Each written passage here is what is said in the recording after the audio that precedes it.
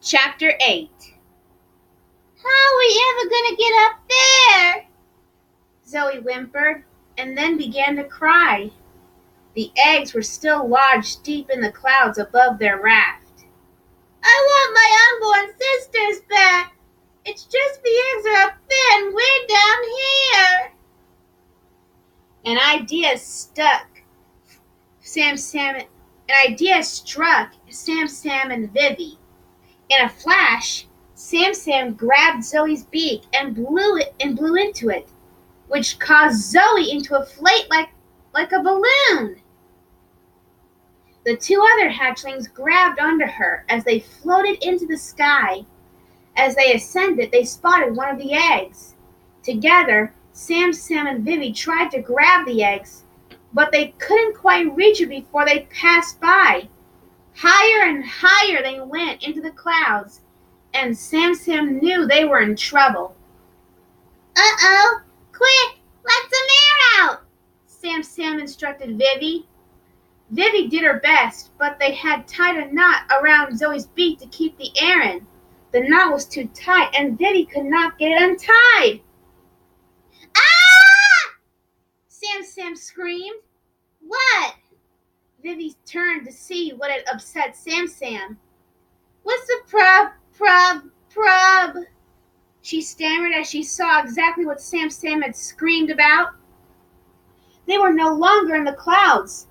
They had gone so far up into the sky that they were now among the stars. Ah! They all screamed.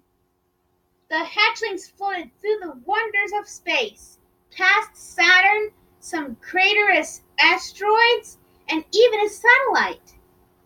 One of the satellite's metal legs snagged on Zoe's mouth tie, finally setting her beak free. But unfortunately, it also let out all the air that was keeping them afloat. The force of the air leaving Zoe's mouth sent the trio bouncing around the stars. A hard bump against the satellite sent them plummeting back down towards Earth. On their speedy descent, they zoomed through the clouds. The hatchlings just barely managed to snatch up the lost eggs as they passed them. Hurled to the ground, the trio crashed onto a deserted island. Luckily, their eggs had softer landing. They bounced through the top of some palm trees and rolled gently into some soft shrubbery. After dusting themselves off, the hatchlings rushed after the eggs but found them resting in a not-so-safe place. A boa constrictor, Zoe gasped when she saw all 3 eggs were resting on the coiled snake's skin. Leonard's submarine submerged from the icy water outside Eagle Island.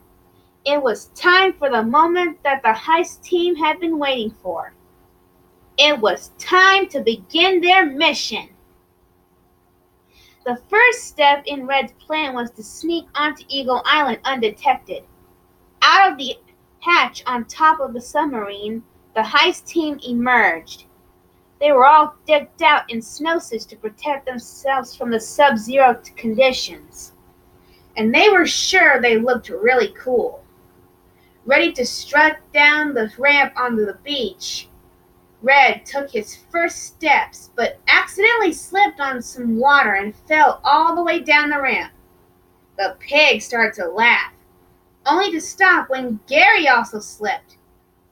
He also grabbed onto Leonard in an effort to stop his fall, but just ended up pulling Leonard along with him. Bomb joined in, sliding down the ramp on his feet. Even Chuck couldn't keep his footing and went tail over breast, knocking Silver down the ramp along with him. Courtney shook her head and purposely fell down the ramp after them. In a pile on the beach, the team couldn't help but notice what loomed in the distance. The volcano. All right, let's go, guys, said Red as they picked themselves up. Mighty Eagle wouldn't budge. He was frozen in terror. I can't do it. I made a terrible mistake, he told them. Whoa, what are you talking about? Red asked. Zeta! Who's Zeta? The leader of the Eagles. She's the one who's been trying to destroy our islands. Mighty Eagle paused before adding, and my ex-fiancé. The team stared at Mighty Eagle in disbelief. Fiancé? Oh, is that French for accountant? Bomb wondered. Fiancé? Where? Courtney asked. And you're just telling us this now? Red couldn't believe what Mighty Eagle was saying. Mighty Eagle gave a sheepish grin. It was many years ago, in the 1990s. Mighty Eagle began, as he remembered Zeta gently pushing him on a swing. Cargo shorts were taking the world by storm. Boy bands were climbing the charts, and everyone was in love with Froyo. He recalled them going on a canoe ride where the canoe tipped over. They had such fun splashing each other in the lake that day. It was love at first sight, he said as he reminisced about the time they went bungee jumping and the rope snapped.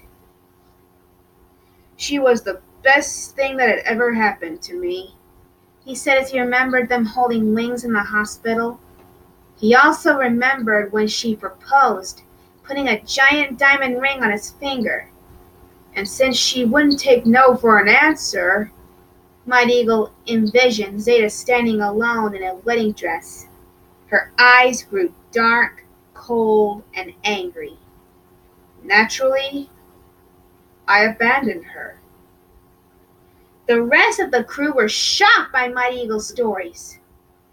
How could you leave her like that? Silver gasped.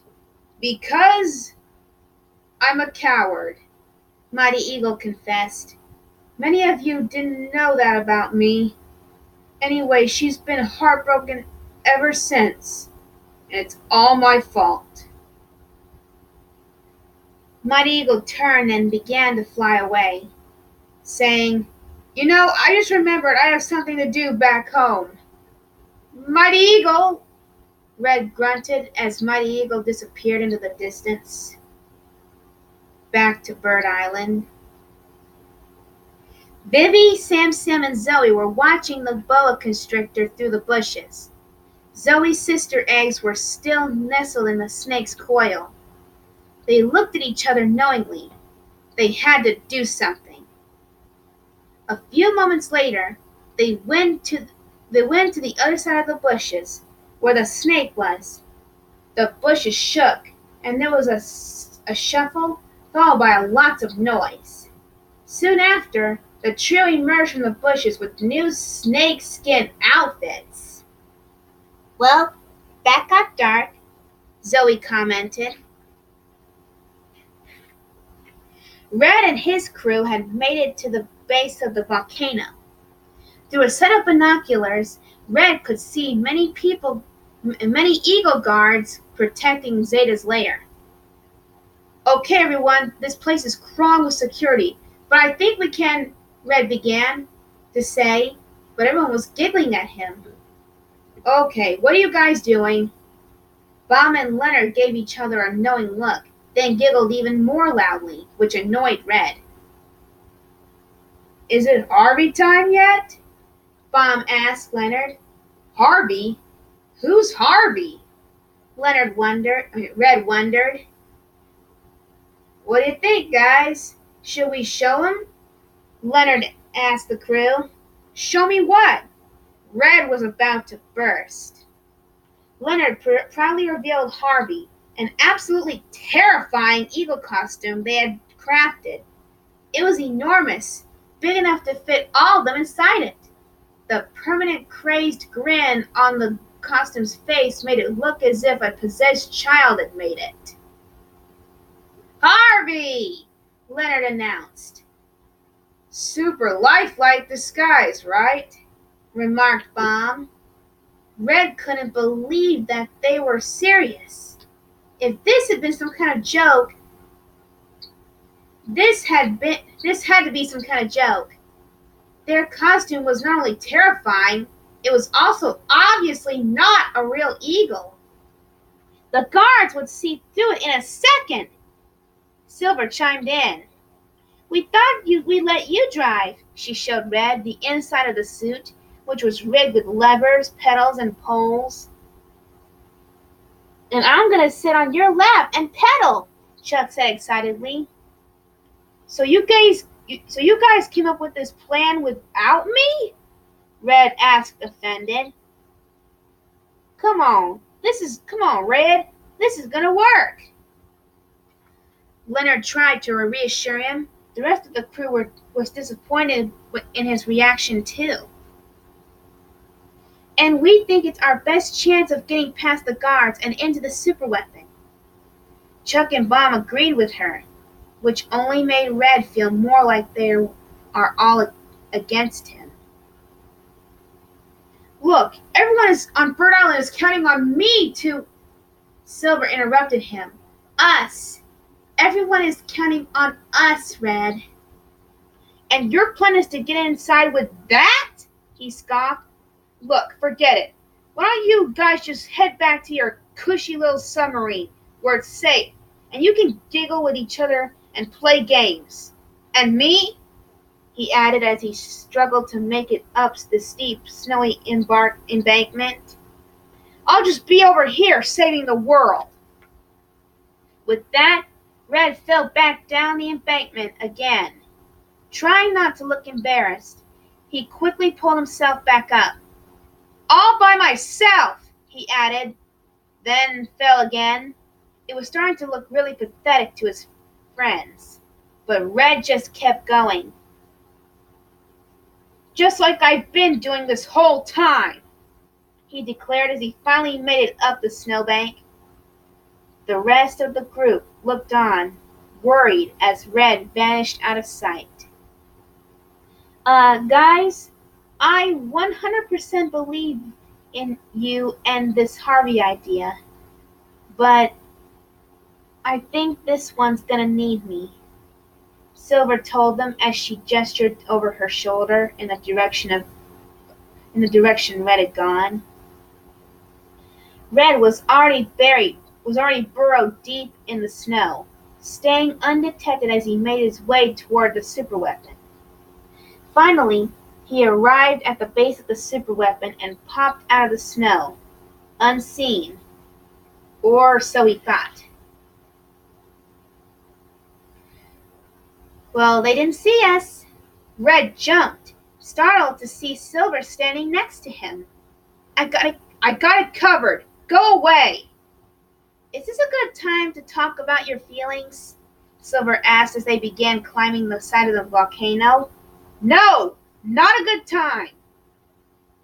On the other side of the superweapon's base, Chuck was zipping himself along with Gary, Courtney, Leonard, and Bomb inside the Harvey costume. It was a tight squeeze in Leonard. It was a tight squeeze in there. Leonard worked his way up to the head and began testing the mouth to make sure it was believable. All right, guys, beak is a go. Beak action is a go. Arms, what say you?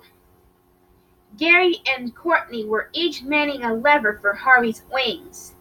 They gave their poles a wiggle, and Harvey's wings flapped to life, very awkwardly. Okay, feet, show me what you got. Leonard called out to Chuck and Bomb, who were each controlling a foot.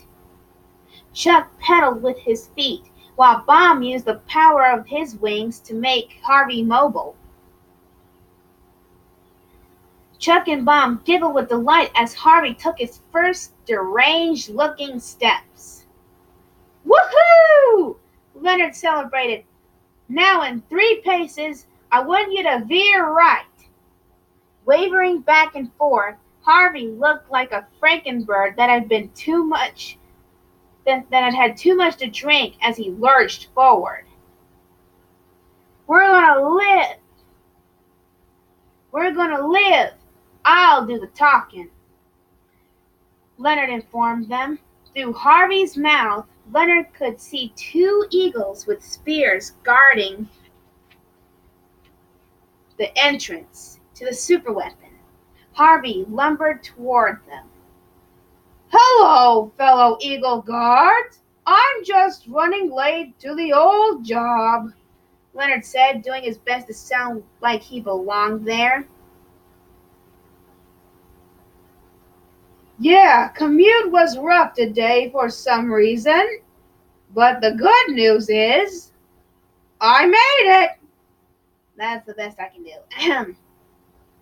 Leonard then realized that Harvey wasn't even facing the guards.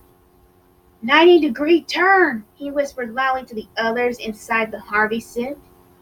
With some effort, they made Harvey do a very weird-looking turn. But the good news is, I made it, Leonard repeated as Harvey. The guards, Carl and Jerry, eyed Harvey suspiciously. ID, please, Carl requested. Oh, ID? I'm not sure I have it on me, Leonard as Harvey said, trying to stall.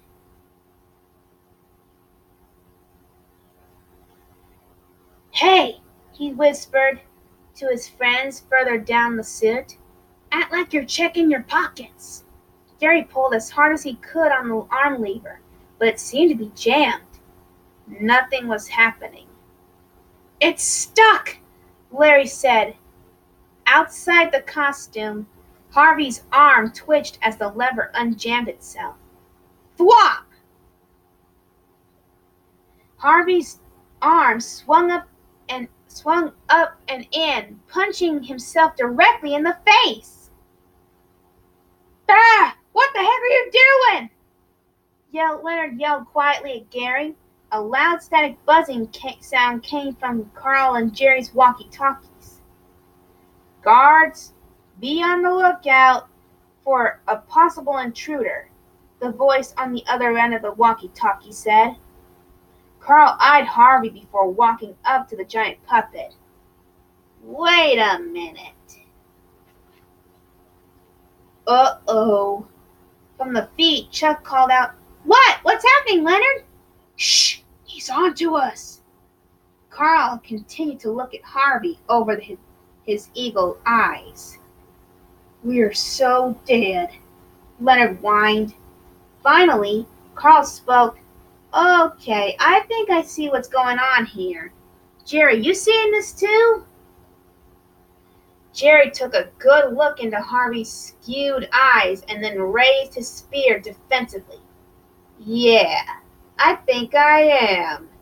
Inside the costume, everyone was freaking out. Chuck was sinking into the safety of Bomb, who was in serious danger of exploding, all while Leonard was dripping buckets of sweat down onto them. Carl got right into Harvey's face. Yeah, Jerry, this right here is obviously... Everyone inside the costume held their breath. A new guy! Yeah, imposters. Yeah, Jerry added. Imposters in a costume. Wait, what?